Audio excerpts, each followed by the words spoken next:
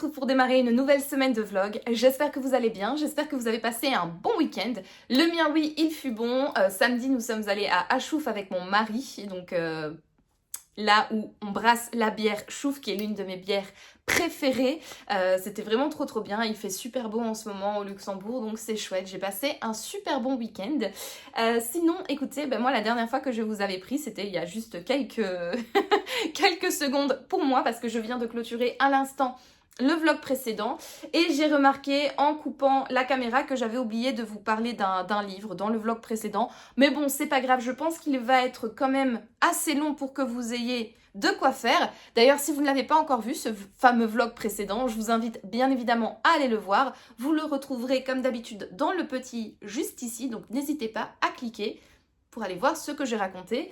Et je vous parlais de ma lecture en cours en fait, ma lecture en cours qui n'est ni plus ni moins qu'un livre de Nicolas Lebel, Le Gibier, donc qui est ici le premier tome de la saga, donc avec la lieutenant Yvonne Chen, la saga des Furies pour son petit nom.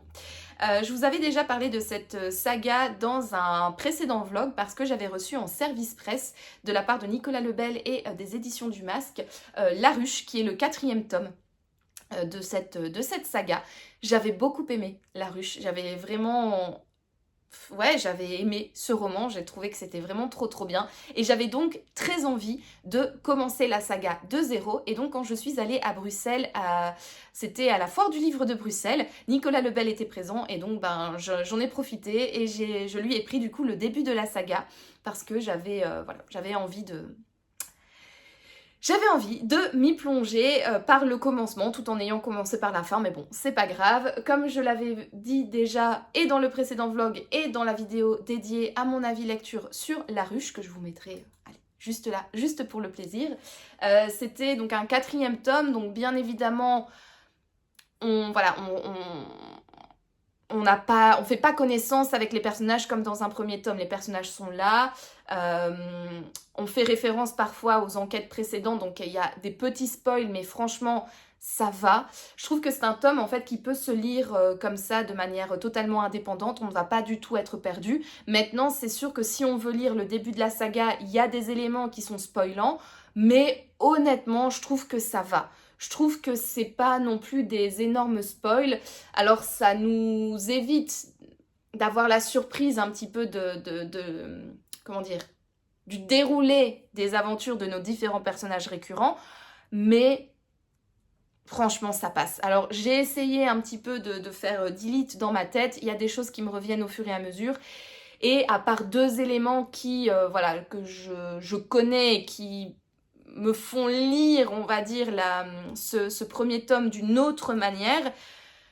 À part ça, ça va. Franchement, je trouve que c'est pas si spoilant que ça. Je trouve que c'est pas si grave, en fait, de commencer par le tome 4. Même si vous en avez l'occasion, n'hésitez pas à commencer la saga dans l'ordre pour un petit peu plus de plaisir, pour avoir un fruit un petit peu plus juteux et un tout petit peu plus savoureux que le mien. Voilà. Sinon, du coup, de quoi ça parle ce livre, donc le premier tome, donc Le Gibier de Nicolas Lebel. Alors, donc en fait, on va suivre donc Paul Starsky qui est commandant, lieutenant, capitaine, je ne sais pas, il a un titre.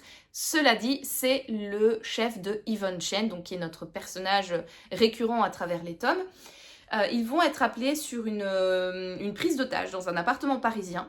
Seulement, quand ils arrivent, le preneur d'otage tue son otage et se donne la mort, retourne l'arc contre lui et se suicide.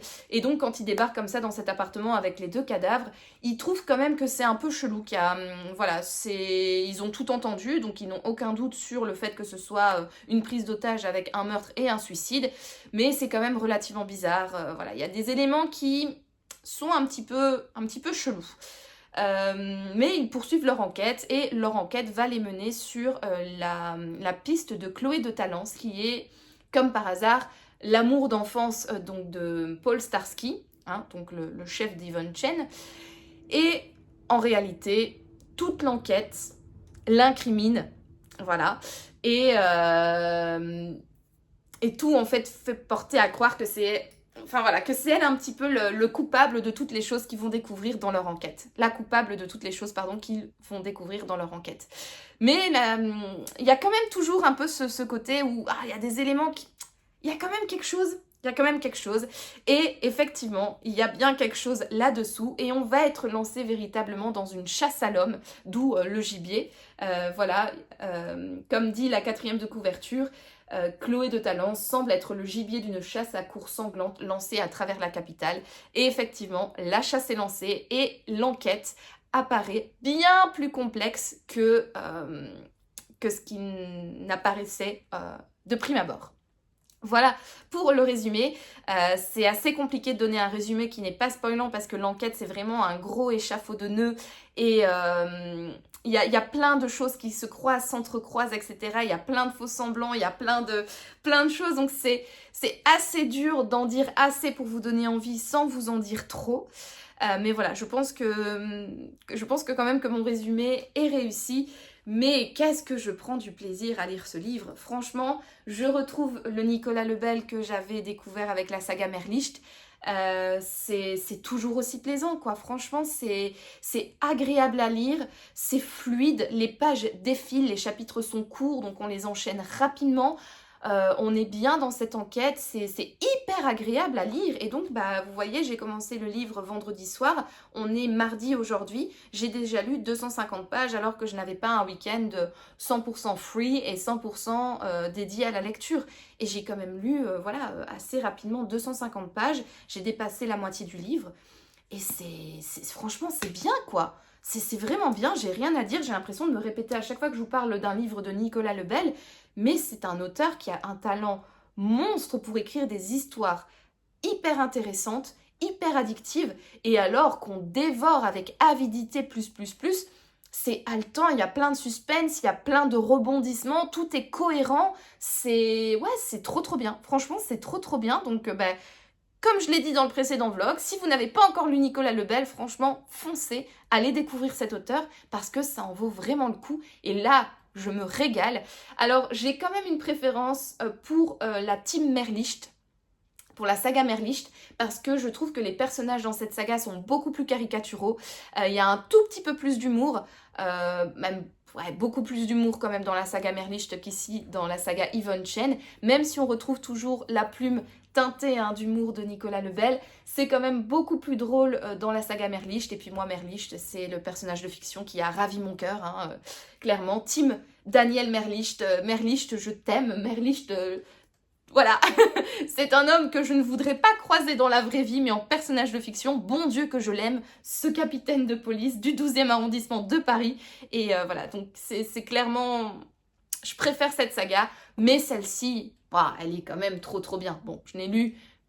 Ouais, non, du coup, j'ai quand même lu c'est mon 2e tome, du coup, sur 4. Mais voilà, je pense que je préfère quand même la saga Merlicht, mais celle-ci, elle est quand même tout aussi bien. Juste les personnages sont différents. Il faut se renouveler, de toute manière, quand on écrit des livres, on peut pas toujours écrire la même chose. C'est différent, mais c'est tout aussi bien, franchement. Donc voilà, pour en tout cas mon avis sur, pour l'instant, le gibier de Nicolas Lebel. Je reviendrai bien évidemment dans le courant de la semaine pour vous donner mon avis final, mais je pense qu'il va pas beaucoup évoluer. Peut-être que ce sera encore plus en apothéose et que je louerai encore... Ouais, je louerai, oui c'est ça, je louerai encore plus le talent d'écrivain de Nicolas Lebel à la fin de ce vlog, mais en tout cas pour l'instant c'est super, je me régale et j'ai hâte de connaître la suite. Sinon, au niveau marque-page, j'ai sorti du coup celui-ci, comme le titre c'était le gibier, j'ai pas pris un gibier mais j'ai pris un chasseur, voilà donc c'est un léopard ça? Non, un guépard, oui un guépard avec les espèces de lignes comme ça, c'est un guépard, donc c'est un marque-page que j'avais acheté également à la foire du livre de Bruxelles, où j'avais acheté également ce livre-là. Donc il y avait un photographe, donc Dorota et Bruno Sénéchal, qui avaient un petit stand et ils avaient des cartes et des cartes postales avec des photos animalières qui étaient sublimissimes. Et donc je lui en ai acheté plusieurs, dont celui-ci. Et donc voilà, c'est le marque-page qui accompagne ma lecture de Nicolas Lebel. Sinon... un truc que j'ai oublié de vous dire dans le précédent vlog, décidément, c'est que j'ai terminé mon livre audio. Donc ça, je vous en ai parlé dans pas le précédent vlog, je crois pas. Si, je voulais... Je sais plus. Bref, mais je vous en ai parlé dans l'un de mes vlogs précédents, ça c'est sûr. Je vous mettrai le vlog en question juste ici. De ma lecture audio, donc qui est Aranea, la légende de l'empereur de Alexandre Murat. Je vous mets la couverture juste ici. Je vais me décaler d'ailleurs pour lui faire la place. Je l'ai terminé donc parce que dimanche j'ai été courir et c'était tout juste, mon run a duré 1h19 et le livre il me restait 1h19 d'écoute, donc c'était parfait, pile poil pour terminer ce bouquin. Alors, comme je vous en ai pas encore parlé dans ce vlog, il va falloir que je vous fasse un petit résumé. Alors, pour le résumé, donc on est avec Alex Méry, qui est un professeur d'histoire des civilisations spécialisé de l'époque Empire de Napoléon Ier, qui va être appelé par un milliardaire américain qui souhaiterait qu'il découvre l'emplacement d'un trésor caché par Napoléon. Donc Napoléon, en fait, en sentant la mort arriver, a distribué 7 aigles en argent à 7 membres de sa famille. 7 aigles qui sont gravés avec des symboles mystérieux. Et en fait, chaque aigle seul ne sert à rien, mais mis tous ensemble, ces aigles mèneraient à la cache d'un trésor, de quelque chose d'inestimable pour l'histoire de l'humanité qui a fortement aidé Napoléon, qui l'a caché et qui, voilà, il n'a pas envie de dévoiler à ses proches où se situe ce trésor parce que il a peur que des personnes qu'il n'aime pas ou qui sont contre lui tombent dessus. Mais voilà, il laisse à disposition de sa famille ces différents indices pour retrouver ce trésor.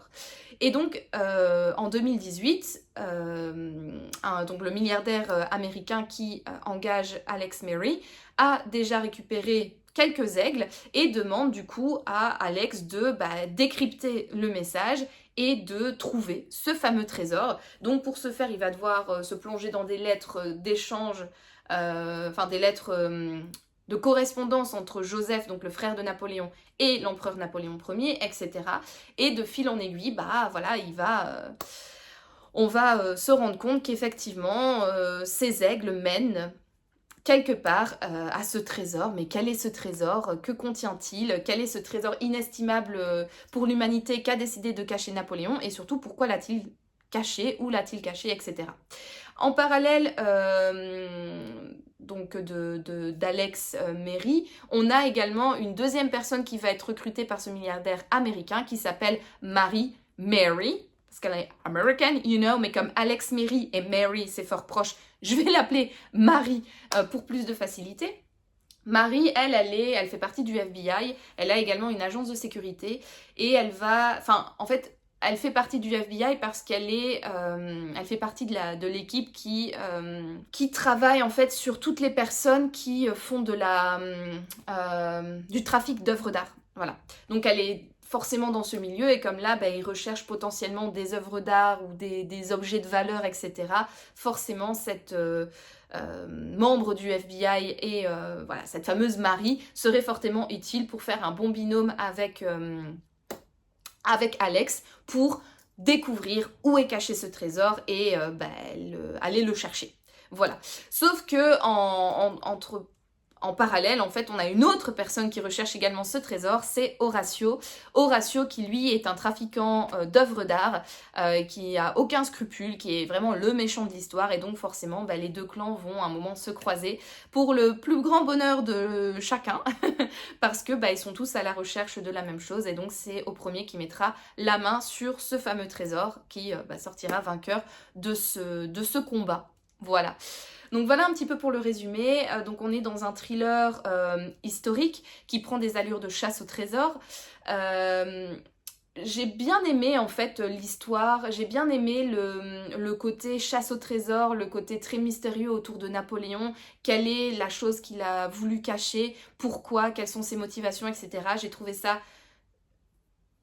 chouette, j'ai trouvé ça haletant, ça m'a bien divertie. Donc c'est un livre audio que j'écoutais pendant mes sorties running et ça m'a bien divertie en fait à chaque fois que je sortais courir et j'avais limite envie à chaque fois d'avoir un run long pour pouvoir mettre mes écouteurs et écouter ce livre. Franchement, je trouve que ça fait le taf, c'était intéressant, la quête était assez haletante, c'était chouette en fait de suivre cette chasse au trésor. Après, bien évidemment, j'ai pas trouvé ce livre non plus oufissime parce qu'il est quand même un petit peu, voilà, il souffre malgré tout de quelques clichés. On a de un, le cliché au niveau des personnages, donc on a bien évidemment le spécialiste de l'histoire de Napoléon, un petit peu super érudit, qui connaît tout, etc. Ou alors qui a tous les contacts pour pouvoir... en cas de doute ou en cas de déficit de connaissances, il a tous les contacts pour pouvoir avoir toutes les informations nécessaires. Donc il est voilà, caricatural à ce point de vue-là. La fille, donc Marie, elle est caricaturale parce que forcément c'est une fille qui est extrêmement belle, qui est mince, qui est musclée, qui sait se battre, qui est également intelligente, qui sait se défendre, qui sait bien tirer. Enfin bref, c'est un petit peu l'archétype féminin idéalisé dans les romans et c'est un petit peu lourd en fait de à chaque fois avoir ces descriptions de femmes ultra bonnes physiquement, hyper intelligentes. Enfin bref, c'est un petit peu caricatural aussi à ce moment-là. Le méchant, lui, c'est un méchant, hein, bien évidemment. Pareil, il y a une femme qui gravite autour de lui. Elle est pareille, elle est hyper intelligente, hyper bonasse. Enfin bref, vraiment caricature des personnages. Et on a aussi le côté très caricatural au niveau du déroulé de l'histoire. Donc en fait, il va bien évidemment avoir des obstacles, il va bien évidemment avoir des rebondissements. Mais en fait, ces obstacles, ils sont un petit peu en mousse. Et les rebondissements, pareil, c'est de la mousse. C'est-à-dire qu'ils vont rencontrer un obstacle, voilà, ils vont être devant un coffre qui est censé être inviolable. Bien évidemment, en 2-2, ils vont trouver un moyen de forcer le coffre et de rentrer à l'intérieur. Il va y avoir... Enfin, j'ai l'impression qu'en fait, dans ce roman, il n'y avait aucun obstacle qui soit insurmontable, parce que dès qu'on avait besoin d'argent pour quelque chose, on trouvait facilement les fonds. Dès qu'on avait besoin du matériel, on trouvait facilement le matériel. Dès qu'on avait besoin d'une information, on trouvait facilement l'information. Dès qu'il y avait un caillou sur le chemin, il y avait comme par hasard une brise énorme qui faisait voler le caillou mais qui ne touchait pas au personnage. Enfin voilà, c'était véritablement hyper cliché dans l'engrenage en fait de l'histoire. L'engrenage était... Il y avait parfois des petits comment tu dis pas des petites secousses, mais ouais, l'engrenage parfois était un petit peu grippé, mais en fait il grippait pas très longtemps, hein, parce que finalement ce petit coquin il est extrêmement bien huilé, et c'est juste un petit peu pour dire allez, je vais me faire passer pour un vieil engrenage, donc je vais un petit peu gripper, mais finalement non. Voilà, l'engrenage était très très bien huilé, et du coup bah c'est sûr que en tant que lecteur, je sais pas combien de pages fait le livre en version papier, mais c'est sûr que tu ne peux pas non plus être dans des romans qui sont tirés en longueur, dans des problèmes qui sont véritablement insolvables.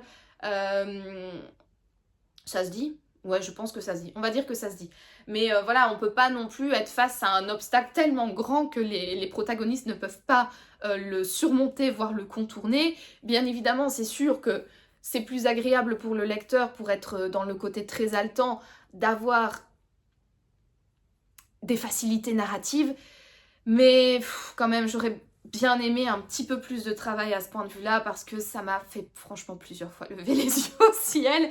Ce genre de cliché où tu t'as pas... Enfin, je sais pas, ok, je comprends quand t'es un professeur reconnu dans ton domaine, forcément t'as des contacts, hein. Moi aussi en tant qu'historienne de l'art, j'ai des contacts dans le milieu, je sais très bien que si je veux parler d'un sujet, c'est ce spécialiste-là que je vais devoir consulter, ou tel livre que je dois lire. Oui, il y a des connaissances comme ça, mais j'ai pas le numéro de téléphone de tout le monde, j'ai pas l'adresse email de tout le monde, je peux pas appeler tout le monde à 22h, les déranger en pleine soirée pour avoir une information, enfin voilà, c'est... Oui, il y a des choses qui sont crédibles, mais c'est quand même tellement tiré par les cheveux que j'ai plusieurs fois levé les yeux au ciel. Et pareil dans les relations entre les personnages, plusieurs fois j'étais là en train de courir et il se passait des scènes et j'étais là mais ouais, bien évidemment quoi. Et surtout, franchement, la scène finale, c'est... Là je pense que c'est le moment où j'ai le plus levé les yeux au ciel pendant ma course dimanche, parce qu'il y a eu cette scène finale. C'est cliché, c'est vraiment cliché, voilà, j'ai rien d'autre à dire, je vais pas non plus m'éterniser pendant des heures et des heures là-dessus, mais c'était une chouette lecture, c'était divertissant, mais malheureusement le récit souffre de pas mal de petits problèmes caricaturaux, et moi j'ai eu... Alors, je pense que si j'avais lu le livre en format papier, j'aurais eu du mal à vraiment passer au-dessus tous toutes ces caricatures. Le lire en audio, c'est assez différent. On est dans un différent mood. J'ai pas l'impression de perdre mon temps vu que je suis en train de courir de toute manière et que ce livre est juste là pour me divertir. Et je pense clairement que j'aurais peut-être été un petit peu plus cinglante au niveau de mon avis, même si voilà, même si je reste quand même totalement honnête, pardon. Mais je pense que j'aurais été un petit peu plus cinglante et que j'aurais peut-être perdu un petit peu plus vite patience si j'avais lu le livre en papier plutôt qu'en audio. Là, en audio, un livre à écouter pendant que tu fais ton sport, franchement, ça fait le taf, ça divertit, il y a du rebondissement, il y a de l'action, donc c'est chouette. Mais voilà, moi, j'ai quand même eu à certains moments les yeux qui se sont levés, vraiment, le run de dimanche, je pense qu'à 3 moments, à 3 scènes, à 3 chapitres, j'étais là, oh, oh, voilà. Ouais. Donc, somme toute, une chouette lecture. Je lui ai mis la note de 13 sur 20 sur Livre Addict. C'est au-dessus de la moyenne, donc c'est bien. C'est pas beaucoup, mais voilà, ça a fait le taf, ça m'a diverti, mais c'est pas le meilleur roman historique que j'ai lu. On va dire un thriller entre le thriller historique / le thriller ésotérique. J'ai lu des critiques de ce livre qui disaient que c'était Da Vinci Code en mieux. Moi, je trouve pas du tout. Franchement, non. Moi, j'ai vachement plus aimé Da Vinci Code que Aranea, la légende de l'empereur. Mais après, voilà, c'est quand même un roman qui fait le boulot, qui, moi, m'a diverti. Et si vous êtes peut-être un petit peu moins regardant sur tous les clichés qui s'enchaînent comme ça dans des récits un petit peu d'aventure historique et de chasse au trésor, bah franchement, allez-y parce que ça fait le taf, la plume est agréable, l'histoire est prenante, c'est vraiment chouette. Mais bon, c'est pas non plus le roman du siècle, quoi. Vous l'aurez compris. Bref, écoutez, c'est là-dessus, du coup, que je clôture déjà le premier rush de cette semaine. J'ai déjà pas mal blablaté. Au niveau des livres audio que je vais lire pour ma suite de sport, alors je ne peux pas malheureusement aller courir cette semaine parce que je me suis blessée lors de ce fameux run. Je pense peut-être que j'ai levé trop les yeux au ciel et le karma m'a un petit peu peut-être puni, mais je me suis blessée à la jambe, donc je vais pas aller courir cette semaine, je vais plutôt aller faire du renforcement musculaire et du coup là je vais vous laisser pour aller à la salle. Et je pense que je vais quand même tester d'écouter un nouveau livre audio. J'ai déjà choisi lequel, je l'ai déjà téléchargé, mais je vous en parlerai dans un prochain rush parce que je pense avoir déjà assez papoté pour cette première séance de la semaine. Et donc, je vous dis à plus tard.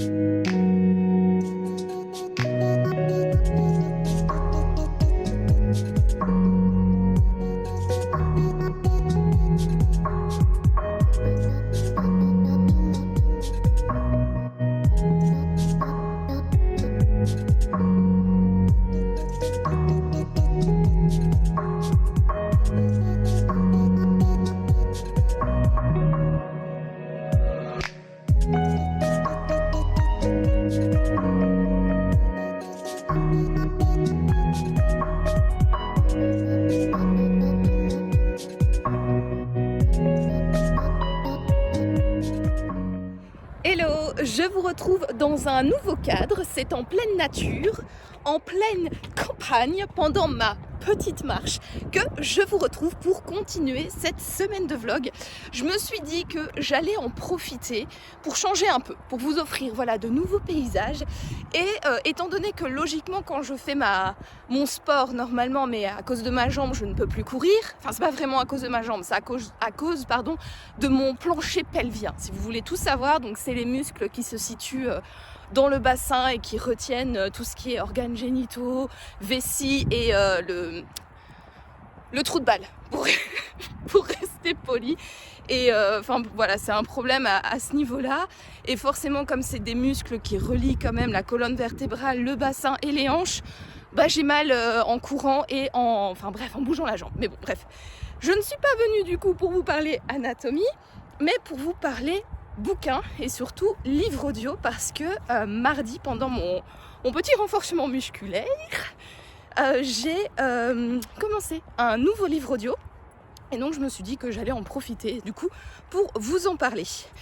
Alors, ce livre, je suis essoufflée, c'est ouf quand même. C'est vrai que c'est peut-être pas une bonne idée de parler comme ça en marchant, mais bon, allez, 3-4, on reprend, tout va bien se passer. Donc ce livre, je vous disais, en fait, il m'a été conseillé par Sophie, donc ma copine de book club, les épilogues de So, que vous connaissez bien sur cette chaîne, parce qu'elle l'avait écouté elle-même en audio il y a quelques années de cela, et elle avait adoré ce bouquin. Quand on avait rencontré l'auteur dans divers salons littéraires, à chaque fois elle me parlait de ce livre, comme quoi il était incroyable, etc. J'avais acheté ce bouquin à l'auteur, j'ai d'ailleurs 4 livres de cet auteur dans ma palle, mais il faut savoir que c'est un auteur... alors, je vais pas dire que je n'aime pas son style, parce que c'est pas vrai, mais j'ai quelques difficultés avec son style d'écriture. Et le roman en question, en fait, c'est une pavasse, il fait 760 pages, et j'avoue que j'avais un peu la flemme de le sortir de ma palle parce que c'est un pavé. Je sais que je vais avoir un petit peu de mal avec la plume de cet auteur. Et donc du coup, je me suis dit, vu que Sophie avait kiffé de l'écouter en audio, pourquoi pas moi aussi le sortir en audio. En plus, sur Audible, il fait 22 heures d'écoute. Ça va me faire pas mal de séances de sport. Et voilà, pourquoi pas tester ce bouquin-là, à voir, parce que... je vous en avais parlé dans le précédent vlog, j'avais lu Aranea de Alexandre Murat, et c'est vrai qu'en fait passer un livre à l'audio, ça change totalement la manière de le lire en fait, et je pense que pour moi, si je l'avais sorti en livre papier, je me serais beaucoup ennuyée, je pense. Et le fait de le sortir en audio, vu que je l'écoute en faisant du sport ou en marchant, etc., c'est différent, quoi, parce que je fais autre chose, j'ai pas l'impression de perdre de temps, enfin bref, c'est une autre expérience de lecture. Et donc voilà, je me suis dit que j'allais sortir ce livre de ma palle. Et quel est ce fameux livre du coup que j'écoute maintenant en audio? Eh bien, il s'agit de Vendetta de R.J. Ellory. Je vous mettrai la petite vignette juste ici. Alors c'est un livre que j'ai en papier. J'ai écouté pour l'instant... Alors, il fait 22 heures en écoute normale. Moi, j'écoute en 2. Donc, 11 heures, il me reste 9 heures. Donc, j'ai déjà écouté 2 heures. Si mes calculs sont bons. J'ai déjà écouté 2 heures du bouquin. Et j'ai regardé tout à l'heure, j'étais à la page 170 sur 760. Voilà. Alors, j'aime bien pour l'instant mon écoute. Attendez, je change de main parce que mine de rien, ça pèse son poids, un téléphone comme ça. Alors, j'aime bien. Mais le problème en fait avec R.J. Ellory, je trouve, c'est que il prend son temps en fait pour déployer ses histoires. En fait, je trouve qu'il a une super plume. Je trouve que sa plume, elle a une certaine poésie. C'est toujours très très bien écrit, ces romans. Et un plus pour moi, c'est son développement psychologique des personnages. Je trouve que R.J. Ellory a toujours tendance à vraiment approfondir à fond la psychologie de ces personnages, et c'est top, moi j'aime bien ça, mais malheureusement en faisant ça, en approfondissant plus la psychologie, en faisant également pas mal de descriptions, en faisant vraiment un récit très dense en description, explication, etc., ça ralentit malheureusement l'intrigue. Et j'ai déjà lu 2 livres de R.J. Ellory, donc j'ai lu Seul le silence et Au nord de la frontière, et à chaque fois j'ai cette impression en fait de vraiment lenteur, de déploiement de récits extrêmement longs, mais à la fois, et c'est pour ça que j'aime pas dire « Oh la mouche, dites, oh voyons !» c'est pour ça que je n'aime pas dire en fait que je n'aime pas la plume de R.J. Ellory, parce qu'en fait, oui, je la trouve longue. Enfin, je trouve que c'est... J'ai fait demi-tour parce que là, il faut que je continue par là et j'ai pas envie de faire le grand tour aujourd'hui, donc je fais demi-tour, voilà. Parce qu'en fait, il y a quand même cette satisfaction à la fin d'avoir un récit qui est bien ficelé, qui est bien finalisé, où en fait, la lenteur du début commence au fur et à mesure où on s'approche de la fin du roman, ça s'accélère un petit peu au niveau du rythme, vu que comme on a toutes les informations, il n'a plus besoin d'entrer dans des explications, dans des descriptions, etc. Et donc du coup, au plus on approche de la fin, au plus ça s'accélère. Et c'est vrai que les fins, je trouve qu'à chaque fois les fins de romans sont satisfaisantes. Alors moi j'avais pas aimé Seul le silence parce que j'avais trouvé que c'était un petit peu trop tiré par les cheveux, mais je ne peux pas retirer à ce roman que je trouve qu'il est quand même bien ficelé. Les explications sont là. Moi personnellement j'ai trouvé ça pas trop crédible, mais il arrive à faire quand même des récits qui sont intéressants mais lents je trouve. Et voilà, moi c'est une manière de construire pardon, j'avais le nez qui coulait. C'est une comment dire, voilà, c'est finalement en fait des romans qui sont satisfaisants, mais où j'arrive pas en fait à me réjouir à 100% parce que le chemin pour arriver jusqu'à la fin a quand même été un petit peu laborieux. C'est quand même long, c'est quand même lent, il digresse souvent, et moi c'est pas le genre en fait de construction de récit que j'aime bien. Moi j'aime bien quand ça punch. Alors oui, j'aime bien quand les personnages sont bien approfondis, mais j'aime bien quand il y a du rythme, j'aime bien quand ça va un peu plus rapidement, j'aime bien quand l'auteur ne part pas dans des digressions d'explication de la famille, etc. Voilà, c'est pas une manière de faire qui me plaît. Et en plus aussi, bien que la psychologie de ces personnages hyper développée soit intéressante, à chaque fois les personnages de R.J. et Laurie, c'est toujours des personnages quand même cabossés. C'est des personnages qu'en fait t'as pas trop envie d'avoir dans ton entourage. C'est pas des gens que t'as envie de rencontrer, c'est pas des gens que tu... je sais pas, c'est des personnages qui sont toujours... teintés d'une certaine noirceur, qui sont teintés de mélancolie, qui ont envie de rédemption, qui ont toujours des petits problèmes, soit qui ont vécu une enfance de merde, une enfance avec plein de violence, ou alors des personnes qui ont été cabossées par la vie et qui ont fait des choix qui sont malheureusement pas toujours les bons. Voilà, c'est des personnages qui sont toujours très ambivalents, qui ont des bonnes intentions mais qui sont cabossés par la vie, qui sont alcooliques, qui sont violents, enfin bref, c'est toujours des personnages qui sont assez lourds, je trouve, très réalistes, cela dit. C'est vrai que c'est des personnages, je les trouve à chaque fois hyper réalistes, mais comme je l'ai dit, c'est pas le genre de personnage qu'on a envie de fréquenter en réalité. Et en fait, ces récits, c'est des... Alors moi je les considérerais pas comme des thrillers, je les considérais plutôt comme des romans noirs. Et c'est toujours, en fait, ça se passe toujours aux États-Unis, c'est toujours avec des communautés un petit peu du fin fond d'un État, avec des gens hyper violents. Voilà, c'est une ambiance qui est toute particulière à lui, mais qui moi, parfois me met un peu mal à l'aise, ou en tout cas je prends pas de plaisir à retrouver les personnages. J'ai toujours un petit peu ce sentiment de malaise, de mal-être une fois que je suis en leur compagnie. Et donc c'est vrai que à chaque fois que je lis à chaque fois, comme je l'ai dit, j'en ai lu que 2 pour l'instant, mais c'est vrai que je sais pas, c'est particulier. C'est pas que j'aime pas, mais c'est pas que j'aime bien. Voilà, je suis un petit peu entre les deux. Je trouve que les histoires sont intéressantes, je trouve que le déroulé, la psychologie des personnages, etc., c'est vraiment un plus, mais voilà, il y a quelque chose qui me plaît pas à 100%. Bref, et du coup, ce livre-là, comme il est quand même assez gros, j'avais pas trop envie de le sortir en papier parce que je me suis dit, je vais sans doute vachement m'ennuyer. Ouais, voilà, et donc, comme Sophie l'avait qu'elle l'avait écouté également et qu'elle avait adoré, voilà, je me suis dit que j'allais faire de même, et donc j'écoute Vendetta de R.J. et Laurie. Maintenant, je vous ai fait tout selon Laïus, mais je ne vous ai pas dit de quoi parle ce bouquin. Alors, je change de main, voilà, et tiens, on va aller à droite. Allez, à droite, pardon, voilà. Ensuite, je fais une petite boucle, ça va me faire plus ou moins 3 km de marche. Écoutez, c'est pas mal avec ma jambe cabossée. Donc du coup, de quoi ça parle? Alors nous sommes en Louisiane, en Nouvelle-Orléans plus précisément, où en fait il va y avoir un cadavre qui va être retrouvé dans le coffre d'une voiture avec voilà, il a été assassiné, la mise en scène, enfin le meurtre est quand même assez particulier. Et une fois qu'on va enquêter sur l'identité de la victime, on va se rendre compte qu'en fait c'était le garde du corps de la fille du gouverneur de Louisiane.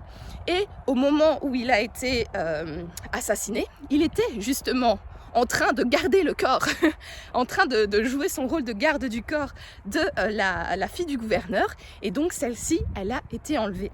Et la personne qui a enlevé la fille du gouverneur va appeler le FBI et va dire qu'il veut bien rendre la fille vivante, sans blessure, etc., ni rien, à une seule condition, c'est de faire venir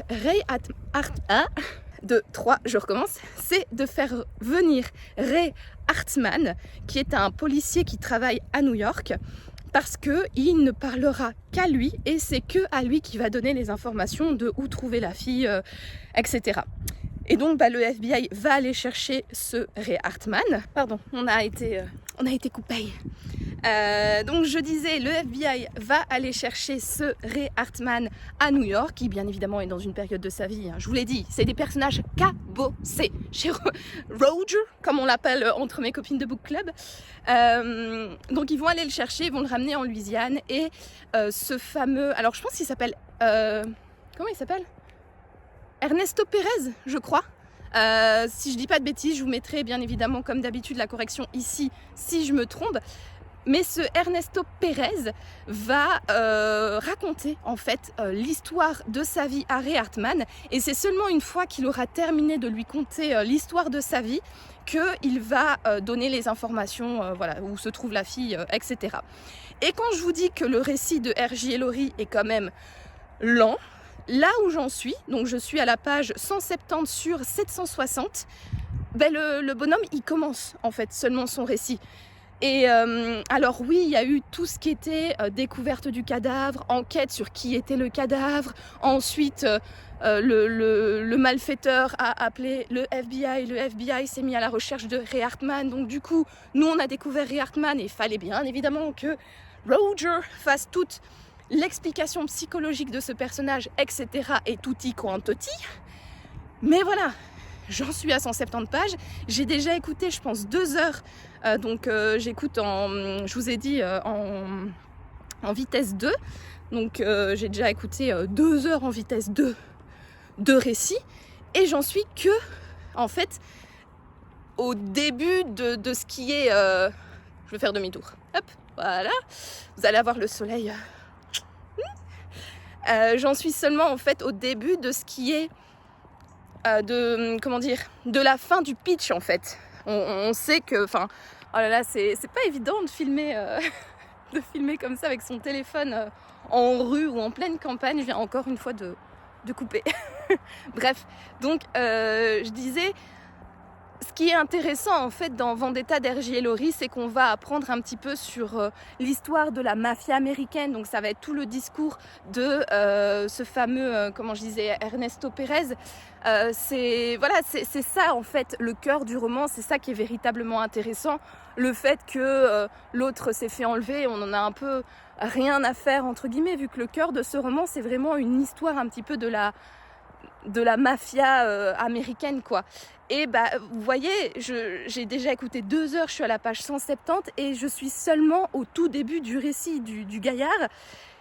Et donc voilà, il a vraiment mis son temps pour parler des personnages. Par exemple, quand le corps a été découvert dans la voiture, il y a forcément un policier qui a été mis sur l'enquête. Il a détaillé l'histoire de ce policier.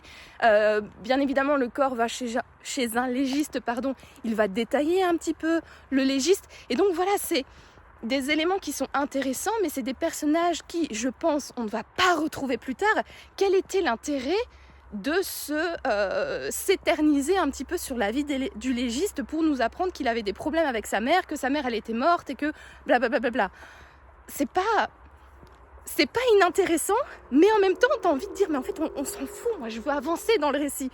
Et voilà, et donc c'est ça en fait que l'élément avec lequel moi j'ai du mal avec R.J. Ellory, c'est justement cette lenteur, ces explications, voilà, il prend son temps, il déploie bien les choses et voilà, moi voilà, je vais pas m'éterniser là-dessus, mais c'est clair que c'est des romans que j'apprécie, mais on va dire avec parcimonie. Donc je pense que si j'en lis un par an, ça pourrait être pas mal.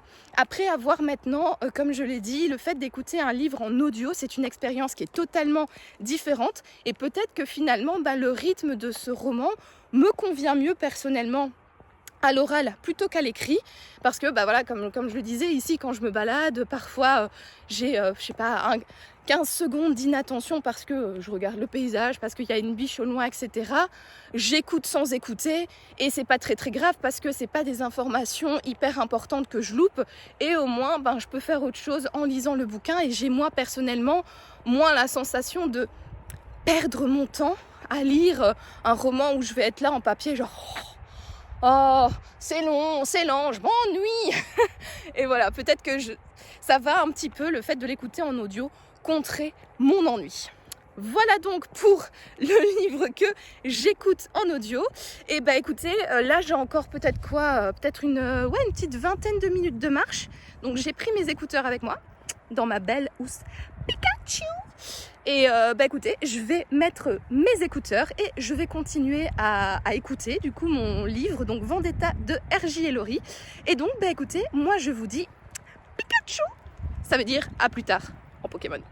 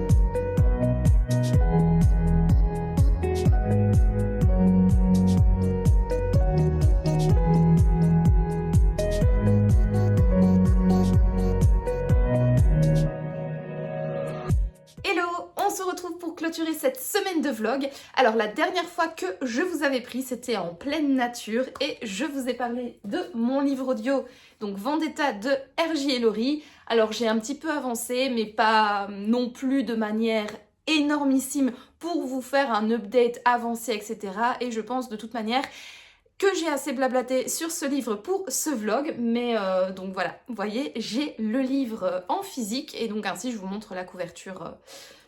Enfin, je vous aurais mis la petite vignette, mais ainsi vous voyez, voilà, le livre en physique. Et vous voyez, je vous disais, c'est quand même une grosse bricasse. Voilà. Sinon, parlons maintenant de mes lectures papier. Et la dernière fois que je vous avais parlé de mes lectures papier, je me grille, je me défigure. Non, soyons calmes et faisons les choses, essayons d'éviter encore des traces supplémentaires sur le visage, n'est-ce pas? Parce que même si j'ai bien guéri de ma chute, ça se voit quand même un petit peu. Mais bon, bref, ne parlons pas esthétique, parlons de bouquins. Et donc, je disais la dernière fois que je vous avais parlé de mes lectures papier, j'étais en pleine lecture du Gibier de Nicolas Lebel, donc qui est le premier tome de la saga des Furies. Et c'était trop bien. Vraiment, j'ai adoré ce livre. Alors, je reviens quand même sur une réflexion que j'avais faite soit dans le rush précédent, soit dans le vlog précédent. Je vous avais expliqué que cette saga donc des Furies, je l'avais commencé par le 4e tome, La Ruche, que j'avais reçu en service presse. Et je vous avais dit que oui, ça spoilait bien évidemment quelques petits éléments, mais que c'était pas non plus gravissime pour la bonne compréhension de l'intrigue et que c'était pas si gênant que ça. Alors, oui, c'est pas si gênant que ça, mais en fait, Étant donné que j'avais lu le tome 4 et donc je savais ce qui allait se passer, je connaissais quelques éléments, ou en tout cas je connaissais le dénouement, en tout cas des événements de la vie des personnages principaux, etc. Ça m'a quand même gâché la surprise de la résolution finale, du dénouement final.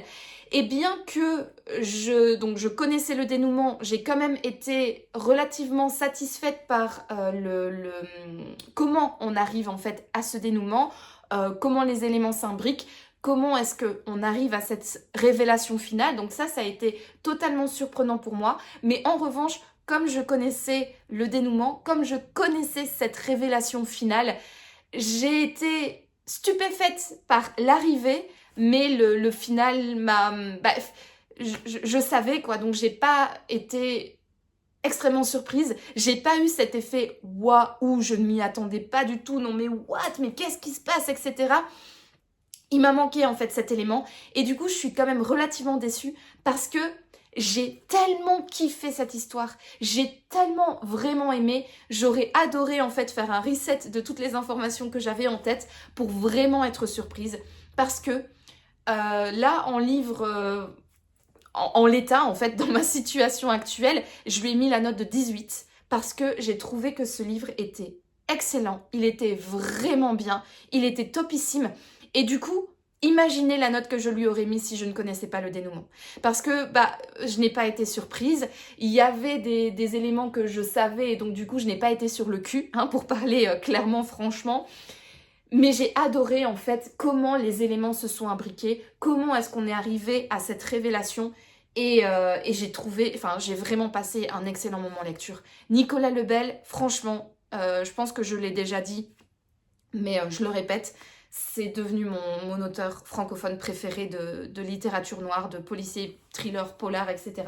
Parce que je trouve qu'il a un don de construction, d'intrigue, de développement de ses intrigues. Il y intègre également toujours un élément social, une question de société, un truc qui fait débat, par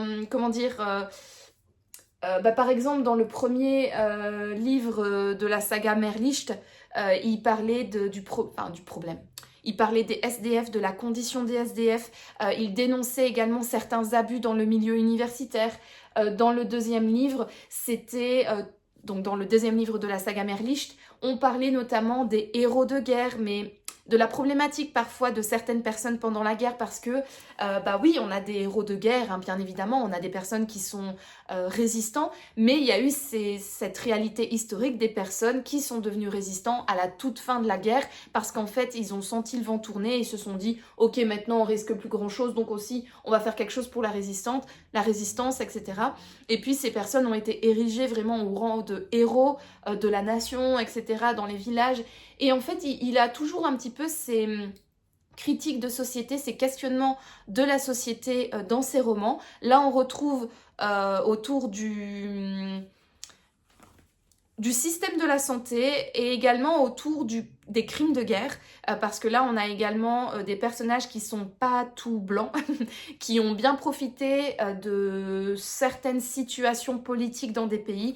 Je vais pas trop en parler, je vais pas trop développer ici pour vous laisser la surprise entière, mais il va être question de personnes qui ont profité à un moment donné de l'histoire d'un certain système politique dans un pays, et puis quand les choses ont commencé à chauffer pour eux, ils se sont enfuis, et il y a eu aussi tout le questionnement autour du pardon parfois que certains pays peuvent faire, peuvent donner à des personnes qui ont pourtant agi pour le régime contraire quelques années auparavant. Enfin bref, voilà, il y a toujours en fait une question de société qui est soulevée, une ou plusieurs, qui sont soulevées dans ces romans. Là, le gibier ne fait pas exception à la règle.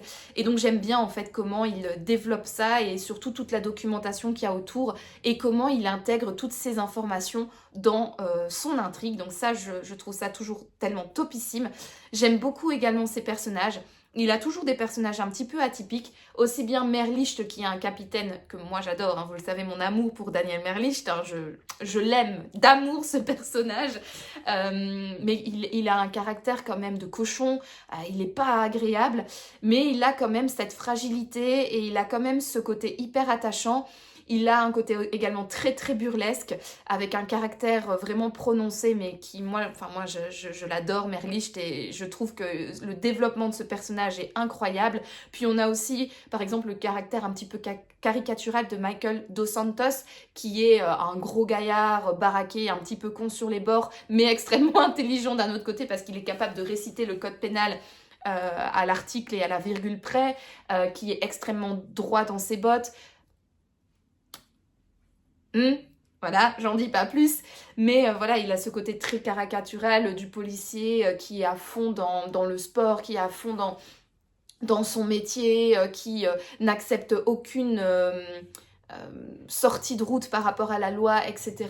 Donc il a toujours Nicolas Lebel a toujours comme ça je sais pas, cette capacité d'avoir des personnages très particuliers, mais très attachants, et qui ne sont pas communs, je trouve, dans les romans. Et ici, bah pareil, dans Le Gibier, ça ne fait pas exception à la règle.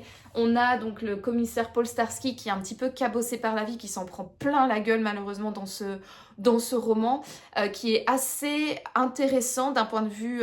qui est un flic banal, mais finalement il va quand même lui donner une certaine singularité. Et puis on a Yvonne Chen qui, elle, est en fait le pendant de Merlicht, hein, qui a un caractère, voilà, pas piqué des hannetons non plus, qui a un sale caractère, mais totalement différent de Merlicht. C'est vraiment fou à quel point il arrive à créer des personnages de prime abord exécrables, mais qui ont quand même ce côté attachant, ce côté intrigant, et qui en font des personnages forts et des personnages qui sont vraiment très chouettes à suivre, mine de rien.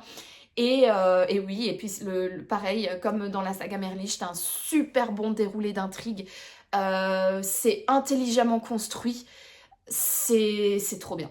C'est vraiment trop bien. Je me le répète encore une fois, mais si vous n'avez pas encore lu Nicolas Lebel, franchement, foncez. Si vous êtes amateur de romans policiers, parce que là, on est vraiment dans des polars urbains quand même, dans les Nicolas Lebel. On suit des flics, on est dans la rue, on est avec le peuple, on est avec des personnages, voilà,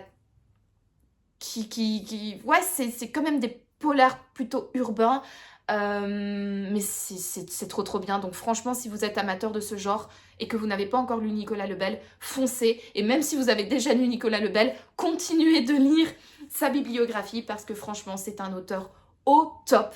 Au top, au top. Et là, bah, ce roman n'a pas fait exception à la règle pour moi. J'ai vraiment beaucoup aimé. Comme je l'ai dit, tout était bien.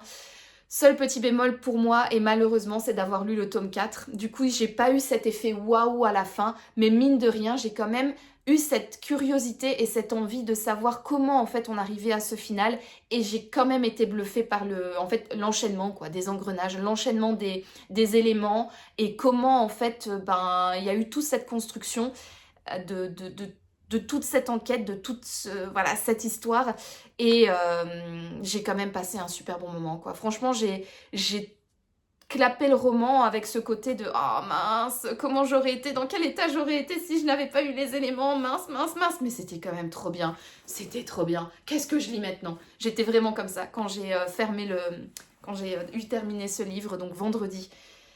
C'était top. Une excellente lecture. J'ai hâte de continuer du coup la saga Yvonne Chen. Donc le tome 2, ça doit être... attendez, il y a quoi? Il y a Lalali et Le Gibier, Lalali et La Capture. Je pense que c'est ça. Le Gibier, La Capture et Lalali, il me semble. Je vais les acheter. Fin août, je vais avec Sophie, donc ma copine de book club, hein, que vous connaissez bien évidemment sous le nom Les Épilogues de Sauce sur Instagram. On va à Lille. On se fait un week-end entre filles à Lille. Et à Lille, il y a bien évidemment le Furet du Nord, qui est une énorme librairie. Et je pense qu'on va aller y faire un tour. Et sur ma wishlist, ou en tout cas sur ma liste de livres que j'ai envie d'acheter prochainement et que j'aimerais acheter lors de cette occasion, lors de ce week-end entre copines, il va y avoir le tome 2 et le tome 3, et je peux vous dire qu'ils vont pas tarder à sortir de ma palle. Alors bien évidemment, je me tâte un peu parce que après donc La Capture et Lalali, il y aura également comment il s'appelle ? Peine perdue, il y a encore, je vous mettrai le titre exact ici, un livre de Nicolas Lebel que je n'ai pas lu, et également apparemment La piste aux étoiles, French Pulp, 2019, du coup qui est également un livre de lui que je n'aurais pas lu. Donc voilà, après donc il m'en reste apparemment 4 de Nicolas Lebel à lire. J'ai envie de les enchaîner hyper rapidement. J'ai envie de continuer la saga Yvonne Chen le plus rapidement possible. Mais d'un autre côté, j'ai une partie de moi qui me dit, est-ce que tu ne les ferais pas traîner, en fait, ces livres?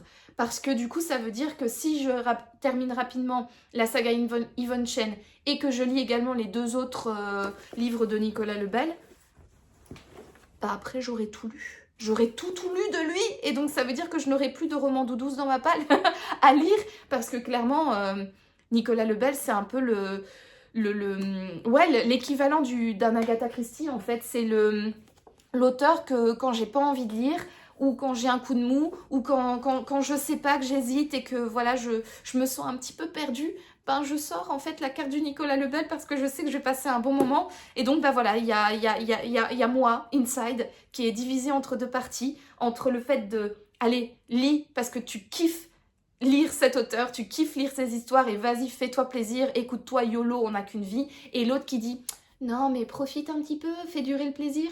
Donc je sais pas trop. Une chose est sûre, c'est que je vais acheter ces livres prochainement, c'est sûr et certain. Maintenant, est-ce que je vais les lire rapidement ou pas? J'ai envie, mais à la fois j'ai pas envie. Donc écoutez, dites-moi dans les commentaires, qu'est-ce que vous me conseillez, vous? Est-ce que vous me conseillez de YOLO, on n'a qu'une vie, vas-y, enchaîne-les, et puis c'est pas grave, de toute manière, il y a plein d'autres livres à lire, ou non, sois plutôt raisonnable et fais-les durer.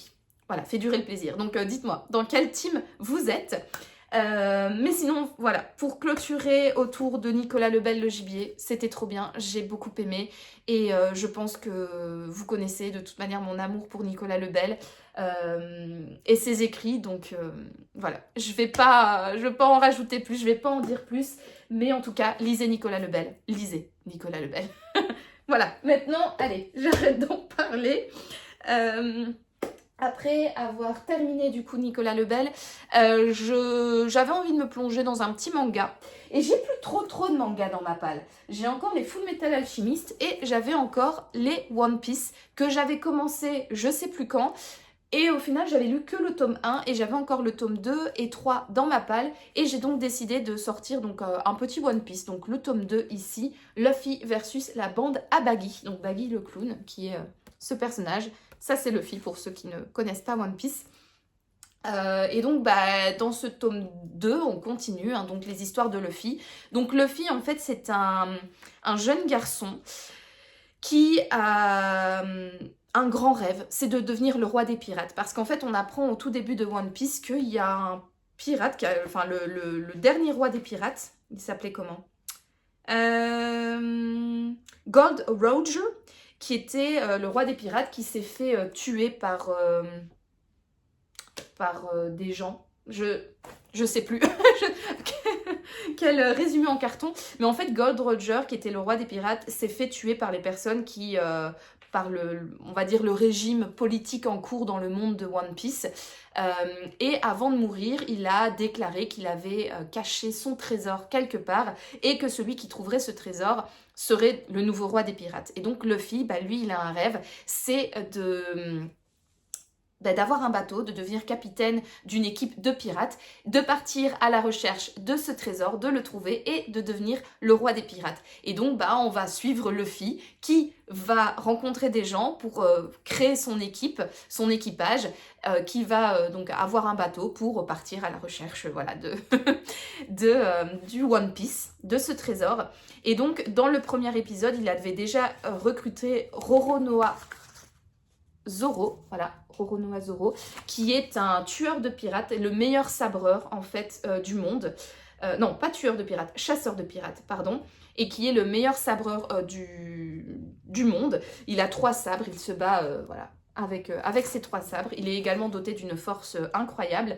Et à la fin du premier tome, il rencontre Nami, qui elle est appelée la voleuse de pirates. Elle déteste les pirates, mais elle va se faire quand même embaucher par Luffy parce que c'est une excellente navigatrice. Et voilà, et donc on suit en fait les aventures de cette joyeuse équipe au fur et à mesure des tomes. Donc là, dans ce tome-ci, il s'est battu contre Baggy, qui est un autre pirate avec un énorme équipage, etc. Et donc voilà, on suit les périples de ce petit garçon qui a une particularité, comme vous pouvez le voir, il est extrêmement élastique parce qu'il a mangé le fruit du démon... je ne sais plus comment il s'appelle parce qu'il y a plusieurs fruits du démon. Si vous mangez le fruit du démon, vous avez à chaque fois un pouvoir particulier. Par exemple, Baggy, lui, il a également mangé un fruit du démon et donc il peut disloquer son corps et le contrôler comme ça à distance. Et lui, le fils, c'est d'avoir un corps élastique, donc il peut faire plein de choses. C'est un peu comme Monsieur Fantastique en fait, voilà, c'est un peu la même chose. Il peut étendre son bras, il peut... faire grossir son corps, enfin bref, c'est un homme élastique et alors il dit à chaque fois gomme quelque chose pour, je sais pas si c'est pour activer ses pouvoirs ou quoi, mais par exemple gomme coup de poing pour donner un super coup de poing et faire valser son ennemi sur plusieurs dizaines de kilomètres, enfin plutôt plusieurs dizaines de mètres. Enfin bref, voilà, il a des super pouvoirs, quoi, notre petit Luffy. Et donc, voilà, j'avais lu le tome 2 parce que One Piece, c'est une série que je regardais à la télé. J'étais pas une spectatrice hyper assidue, je regardais un épisode par-ci par-là, mais c'est un univers que j'aime beaucoup l'univers des pirates. Je sais pas si vous le savez, je sais pas si je vous en ai déjà parlé ici en vlog, mais oui, si, je vous en ai parlé en vlog parce que je vous avais parlé d'Anne Bonny, qui est une pirate et dont j'avais lu la BD qui retraçait un petit peu son histoire. Je vous ai déjà parlé également de mon amour pour Pirates des Caraïbes, je pense, en vlog. Et en fait, voilà, j'aime beaucoup les pirates et donc forcément One Piece, c'est une série que j'aimais beaucoup regarder. Et en plus, j'aime énormément l'humour, j'aime bien les personnages, j'aime bien le côté totalement burlesque et décalé de Luffy. Et j'ai hâte de continuer les aventures parce que je connais les autres membres de son équipage et les autres personnages que l'on va rencontrer dans le futur. Et il y a certains personnages dont je suis extrêmement fan, que j'ai hâte de croiser du coup dans les livres. C'est une série qui est énorme, hein. One Piece, je pense qu'il y a 109 tomes à l'heure où je vous parle. Donc tout comme Détective Conan, c'est voilà, c'est un investissement si on commence cette saga à très très long terme parce que pour arriver à lire les 109 tomes, ça va mettre un certain temps, pas mal d'argent également. Je pense pas que je vais lire un tome toutes les semaines, mais je pense que de temps en temps, je vais en lire un. Et c'est également des livres qui sont sur ma wishlist. Pour quand j'irai avec Sophie à Lille. J'aimerais bien du coup m'acheter le tome 4 et le tome 5. Ainsi j'aurai encore 3 tomes dans ma palle et je pourrai comme ça les lire de temps en temps parce que voilà, c'est une saga que je trouve hyper rigolote. C'est un petit peu aussi l'effet... entre guillemets Madeleine de Proust parce que je regardais ça quand j'étais adolescente, quand j'étais encore à l'école secondaire et donc ça me rappelle en fait c'est quand je rentrais de l'école par exemple le mercredi à midi je mangeais vite fait puis avant de faire mes devoirs je me mettais sur le canapé comme ça, je regardais un petit peu la télé en dessinant ou en étant sur Facebook en discutant avec mes amis et je regardais comme ça One Piece et voilà, ça me rappelle des bons souvenirs après les cours et voilà, et donc je n'avais jamais lu le manga, j'avais juste vu la série à la télé. Et je m'étais dit que ce serait pas plus mal en fait de lire le manga. Je préfère lire. Je préfère être plongée dans l'histoire papier plutôt que dans l'histoire sur écran. Donc voilà, bref. Pour ma lecture intermédiaire entre 2 romans, donc le 2e tome de One Piece. Voilà donc pour la lecture que j'ai faite vendredi également, parce que vendredi c'était le 15 août, donc c'était férié. Et vendredi soir, j'ai commencé un nouveau roman, un cozy mystery. Parce que, encore une fois, vilaine que je suis, j'avais pas envie de me plonger dans un livre pour le prix. Page de l'étrange du Festival Étrange Grande. Alors je sais plus si je vous en avais parlé dans le précédent rush. Si c'est pas le cas, c'est pas grave, je vous expliquerai ici ce qu'est le prix. Enfin bref, j'en ai parlé de toute manière dans les précédents vlogs, donc au pire, allez voir mes précédents vlogs. Mais j'avais encore des livres à lire pour ce jury, mais malheureusement, ils ont un genre littéraire qui me plaît pas beaucoup. C'est soit de la science-fiction, soit de la fantasy, soit des livres fantastiques.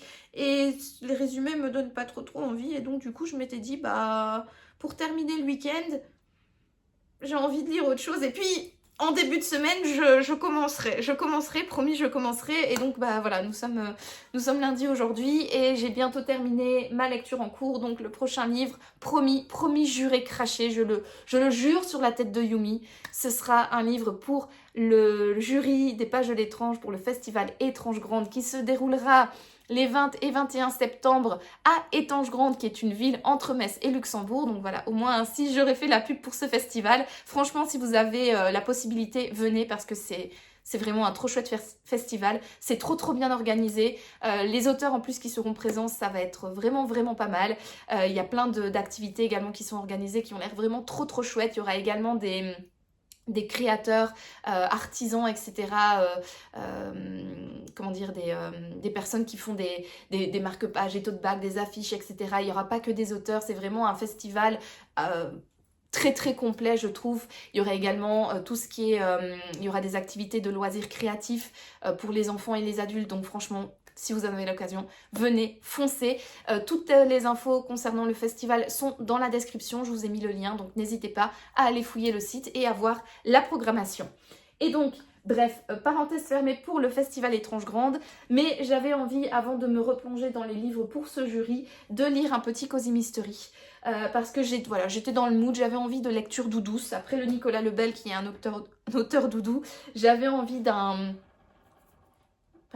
d'une histoire doudou, j'avais envie d'un univers doudou et il y avait une saga que j'avais envie de continuer depuis belle lurette. Je vous avais présenté mes achats dans un de mes précédents vlogs et il s'agit en fait d'un Cozy Mystery qui se passe sous le règne de Louis XIV. C'est un Cozy Mystery qui est auto-édité et donc c'est la saga La Demoiselle et le Mousquetaire de S.D. Fisher. Donc ici j'ai lu le tome 2 Meurtre sur mesure et en fait S.D. Fisher je l'avais rencontré au salon Le Livre à Metz en 2000... Pas l'année dernière... Attendez, on est en quoi là? On est en 2025. Donc je l'avais rencontré en 2024. Je lui avais acheté le premier tome de La Demoiselle et le Mousquetaire que j'avais lu fin 2024 en décembre. Et j'avais vraiment bien aimé ce Cozy Mystery. Je trouvais qu'il changeait de tous les autres Cozy Mystery qu'il y a sur le marché. Et j'avais bien aimé en fait l'univers parce qu'on est avec donc La Demoiselle et le Mousquetaire. La Demoiselle, c'est Joséphine qui est la fille d'un médecin qui est un petit peu rebelle pour son époque, où elle aide énormément son père pour tout ce qui est lié à la médecine. Elle se renseigne énormément sur la médecine, elle est capable de reconnaître différents symptômes de la maladie, etc. Elle pourrait clairement faire office d'infirmière ou d'aide-soignante pour son père. Et on a en face d'elle donc le mousquetaire, donc, qui est Jérôme de... il n'est pas noté son nom là, est-ce que... Voilà, Jérôme de Foncon de Montessan, qui est mousquetaire de sa majesté et comte également. Et donc, dans le premier tome, il va y avoir la rencontre de ces deux personnages qui vont collaborer, faire équipe pour résoudre un meurtre. Et c'est hyper drôle parce que Joséphine, bon ben voilà, elle fait pas partie de la noblesse, elle fait partie de la bourgeoisie. Elle est hyper indépendante et elle sort des cadres de son époque. Et on a en face donc Jérôme de Faucon, blablabla machin, donc le comte et mousquetaire du roi. Qui est, lui, il fait partie de la noblesse, il a un côté un petit peu hautain et voilà, très prout-prout, c'est un noble. Et donc, c'est marrant, en fait, de voir un petit peu le choc des cultures, vraiment le contraste entre les deux, et ils forment un duo hyper attachant, hyper intéressant. Et alors, ce que j'adore dans cette saga, c'est qu'il y a une pointe de romance. On se doute bien que les deux, voilà, c'est qui aime bien châtie bien, ils se tirent un petit peu dans les pattes, mais finalement, ça sous-entendrait qu'il y a un début d'amour entre eux, et ça, on l'avait très bien compris à la fin du premier tome. Et j'avais donc du coup trop hâte en fait de les retrouver dans ce deuxième tome pour voir où est-ce qu'on en est d'un point de vue romance, parce que je trouve ça trop bien qu'il y ait cette pointe de romance qui est insérée dans cette saga. Et j'ai bien avancé. J'en suis à la page 241 sur 291, donc il me reste 50 pages tout pile. Et franchement c'est trop bien, hein. Franchement je ne suis pas déçue. Je ne suis pas déçue par rapport à l'enquête. Parce que j'avais déjà beaucoup aimé le premier tome. J'avais trouvé qu'il y avait quand même quelques petits points négatifs, mais bon, rien de non plus extrêmement gravissime. Et là, je trouve que dans ce tome 2, les critiques que j'avais faites sur le tome 1 sont quand même pas mal gommées ici. Je trouve que ce tome est beaucoup plus dynamique, beaucoup plus rythmé que dans le premier tome. Alors dans le premier tome, on était dans une enquête à huis clos, donc forcément ça peut pas non plus partir dans tous les sens. Ici, on est de retour à Paris. C'est une enquête qui n'est pas du coup à huis clos, où les personnages peuvent aller et venir à leur guise. Donc il y a plus de dynamisme dans le sens où ils bougent beaucoup plus et donc il se passe beaucoup plus de choses, ils rencontrent beaucoup plus de gens et donc il y a vraiment beaucoup plus d'informations qui circulent, beaucoup plus d'actions également qui circulent. Et je trouve également ici que l'enquête et les réflexions de Joséphine sont beaucoup moins répétitives. Dans le premier tome, je trouvais qu'elle tournait beaucoup en rond, la malheureuse. Ici, c'est différent. Il y a vraiment une évolution. Je trouvais que l'évolution, on va dire, dans le premier tome tournait peut-être un petit peu en rond. Et là, l'évolution au niveau des réflexions de Joséphine sont peut-être un petit peu plus linéaires, sont peut-être un petit peu plus logiques. Et il y a moins ce côté tournage en rond, quoi. Et alors, bien évidemment, il y a de nouveau donc la demoiselle et le mousquetaire qui vont collaborer. Et il y a voilà, la romance évolue, quoi. Et donc, à ce point de vue-là, je ne suis pas déçue non plus parce que ce que j'attendais, ce que j'espérais en tout cas dans la suite de cette saga, je suis totalement comblée parce que ça se passe en fait dans ce deuxième tome.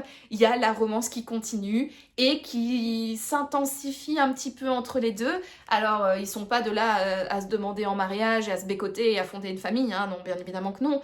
Mais en fait l'évolution de la romance, elle progresse tout doucement, mais juste suffisamment pour que je sois contente, quoi, parce que vous voyez ma tête, voilà, c'est une Noémie heureuse que vous avez devant vous, et tout se passe comme je le souhaite. C'est du slow burn, comme on dit dans le langage des livres, et c'est du slow burn, moi, qui très très slow, hein, slow burn, mais vous savez, ce petit sentiment où vous savez que les personnages vont finir ensemble, mais que eux, ils ne le savent pas, ou qu'ils ne veulent pas se l'avouer, ou que... Voilà, ce début d'étincelle entre les deux, voilà, on y est tout à fait, et j'adore ces moments-là, voilà, je passe vraiment un excellent moment. C'est vraiment une très chouette saga. Je suis vraiment contente d'avoir croisé le chemin de S.D. Fischer, donc au Salon Le Livre à Metz en 2024, parce que sinon je pense que je ne serais jamais tombée sur cette saga. Et je trouve qu'elle est vraiment trop bien. Je la trouve très différente des autres sagas de Cosy Mystery qu'on peut lire, que ce soit les détectives du Yorkshire, René Magritte, les Thé meurtriers d'Oxford, Agatha Raisin. Déjà au niveau de l'époque, parce que là on est sous le règne de Louis XIV, donc il y a bien évidemment ce côté historique qui apporte beaucoup de choses qui est extrêmement intéressant. Moi, en tant qu'historienne de l'art, j'adore ce qui se passe dans le passé, et notamment sous le règne de Louis XIV. Je trouve que c'est une période historique hyper intéressante et hyper... un terreau extrêmement fertile pour plein d'histoires. Là, faire un Cosy Mystery dans cette époque, je trouve ça totalement original, et j'adore parce que je suis plongée dans un truc que j'aime, dans l'histoire, et en plus dans un autre truc que j'aime, le côté policier, thriller, polar, etc., dans une enquête. Donc voilà, je suis ravie sur tous les plans. Et je la trouve aussi originale au niveau de ses personnages. J'aime beaucoup Joséphine, j'aime beaucoup Jérôme. Voilà, Joséphine est têtue, elle est rebelle. Jérôme, il est un peu hautain et il est très attachant quand même, mine de rien. Alors oui, on retrouve aussi ici dans ce Cosy Mystery un petit peu une vibe à la Bridgerton. Jérôme, il est droit dans ses bottes, il est gentil, il est serviable, il a l'air bien sous tout rapport, aucun reproche, il ne va pas mettre la main aux fesses à une personne. Enfin voilà, c'est pas un personnage exécrable, c'est un homme idéalisé, quoi, surtout pour un mousquetaire de cette époque. Je pense que Je pense que les nobles mousquetaires étaient moins vertueux que le comte dans la réalité, mais bon là c'est un côté extrêmement cliché. Alors on n'est pas dans le gnangnan ici, clairement dans La Demoiselle et les Mousquetaires, mais on est dans ce côté cliché un petit peu bienveillant, voilà, qui je pense pas, ne soit à 100% raccord avec des personnages s'ils existaient réellement. Mais bon, bref, on est dans un cosy mystery, on n'est pas là non plus pour la réalité, on n'a pas non plus envie d'avoir affaire à des personnages totalement exécrables. Donc, il y a ce côté un petit peu cliché, un petit peu bienveillant dans les personnages, même au niveau du père de Joséphine, hein, c'est un père extrêmement bienveillant pour ses enfants, il fait tout passer à ses filles. Je crois pas qu'à l'époque les pères réagissaient comme ça, mais bon, bref, voilà, il y a ce côté très cliché, mais je trouve qu'il passe totalement avec le côté, vous savez, très doudou des Cosy Mystery, hein. Cosy Mystery, on y est bien, on s'y sent bien, et donc bah, le fait que les personnages soient un peu cliché, ben, ça colle totalement avec l'ambiance et avec ce que nous, en tant que lecteurs, on recherche dans un Cosy Mystery, ou en tout cas ce que moi, en tant que lectrice, je recherche dans un Cosy Mystery, et encore plus dans un Cosy Mystery où il y a une pointe de romance qui apparaît. Donc voilà, j'ai bientôt terminé avec ce livre. J'ai hâte de voir qui est le coupable du meurtre. Je vous ai pas dit en fait, je suis en train de blablater sur ce livre, mais je vous ai pas du tout parlé de l'histoire. C'est dingue ça. Donc en gros, on a Joséphine qui va avec sa sœur Louise. Alors Louise, c'est l'opposé de Joséphine, hein. Louise, elle, c'est une femme qui adore les vêtements, qui adore la mode, qui ne rêve que d'une chose, c'est de se faire épouser par un noble, hein, de la haute société, parce qu'elle adore les bals. Voilà, c'est une fille très... comment dire, elle est pas superficielle, mais voilà, c'est une fille qui aime bien un peu vivre dans ses rêves, quoi. Voilà, elle rêve d'un mariage, elle adore les robes, elle adore ceci, cela, elle est très pétillante, elle est très fleur bleue, est-ce que c'est le terme adéquat? Enfin bref, vous voyez un petit peu ce genre de personnage très solaire, un petit peu voilà dans son monde, qui aime bien les robes, qui aime bien sortir, qui rêve du prince charmant, quoi, et d'épouser le prince charmant, etc. Qui donc entraîne sa sœur chez le couturier à la recherche de nouvelles tenues, parce qu'il leur faut absolument des nouvelles tenues pour la nouvelle saison, parce que les robes qu'elles ont, même si elles étaient neuves, bah, c'était quand même des robes de la saison passée, et donc du coup il leur faut absolument une nouvelle tenue pour sortir dans le monde cette saison, voilà. Et donc elle va avec Joséphine et son père, donc Louise, hein. Joséphine et leur père vont chez le couturier à la mode, qui est extrêmement demandé. Et en attendant leur rendez-vous, il y a un valet qui est un petit peu, voilà, mon maître, vous avez promis à mon maître que son costume serait prêt, pourquoi il n'est pas prêt? Je veux parler à votre chef. Donc voilà, parce que la personne qui tient la boutique, c'est pas le couturier, c'est un assistant du couturier. Et Joséphine apprend bien évidemment que ce valet qui commence à casser les pieds à l'assistant du couturier, c'est comme par hasard le valet de Jérôme de Faucon de Montesson. Voilà, le mousquetaire, le fameux, qui le canaillou avait dit à Joséphine qu'il allait reprendre contact avec elle et qui ne l'a toujours pas fait 3 mois après les événements du tome 1. Et donc Joséphine, elle est là, bah voilà... le valet, il est vraiment à l'image de son maître, totalement exécrable, voilà, machin bidule chouette. Bref, donc ça c'est un petit peu la scène du début. Et alors, donc le valet, là, il a râlé sur l'assistant. Donc l'assistant, il fait, bon, bah je vais aller chercher mon maître, hein, parce que bon, là, il commence à me casser les pieds, donc voilà. Il va chercher, du coup, le couturier. Sauf que quand l'assistant arrive dans le bureau du couturier, eh ben, il le trouve mort, voilà, parce qu'il a été poignardé de plusieurs coups de ciseaux, il a les ciseaux encore d'ailleurs bien plantés dans le dos, il le trouve mort, et donc il revient paniqué dans le hall d'accueil, et heureusement, bah, le papa de Joséphine, qui est médecin, est présent, et donc il peut aller faire les premiers constats sur le corps du défunt, et Joséphine, bah, bien évidemment, comme elle aime aussi...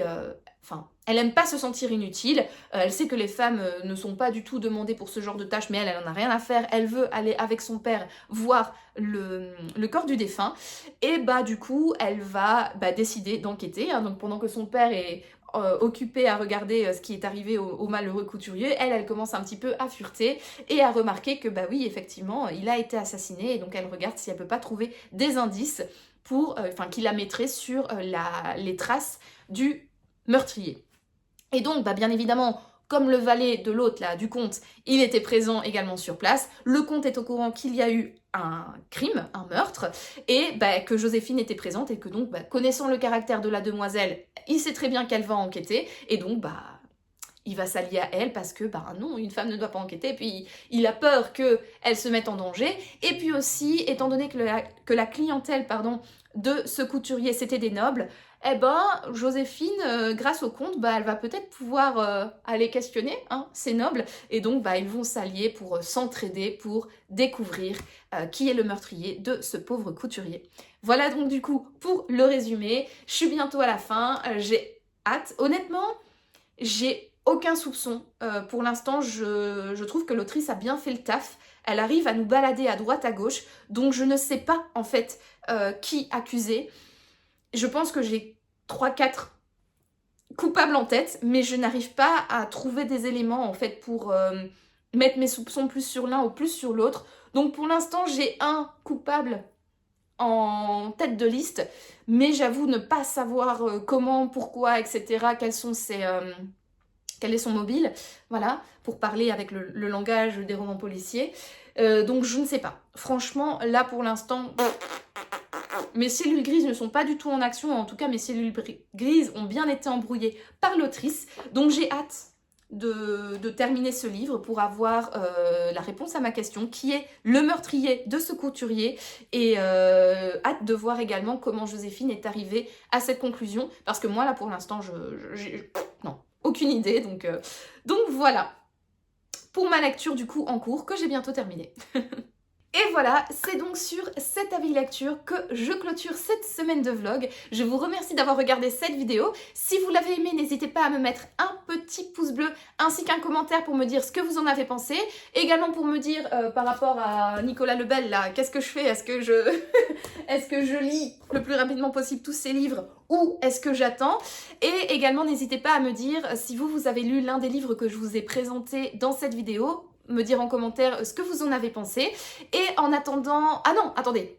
Avant de vous dire que je vous souhaite plein de bonnes choses, n'hésitez pas également à vous abonner à la chaîne si ce n'est pas encore fait. Ce serait chouette si vous pouvez me soutenir également par ce biais, activer la cloche, enfin bref, faites tout cela. C'est toujours cool d'être de plus en plus nombreux sur cette chaîne et ça permet également de me soutenir et de montrer à YouTube que on a de l'intérêt pour ma chaîne et donc de pouvoir potentiellement être diffusé plus largement en France, au Luxembourg, en Belgique et dans toutes les régions francophones, n'est-ce pas? Donc n'hésitez pas à vous abonner. Et donc, en attendant de vous retrouver dans un prochain vlog, je vous souhaite comme toujours de passer une excellente journée, une excellente soirée ou une excellente nuit, peu importe. Et je vous dis à bientôt pour de nouvelles aventures livresques. Ciao!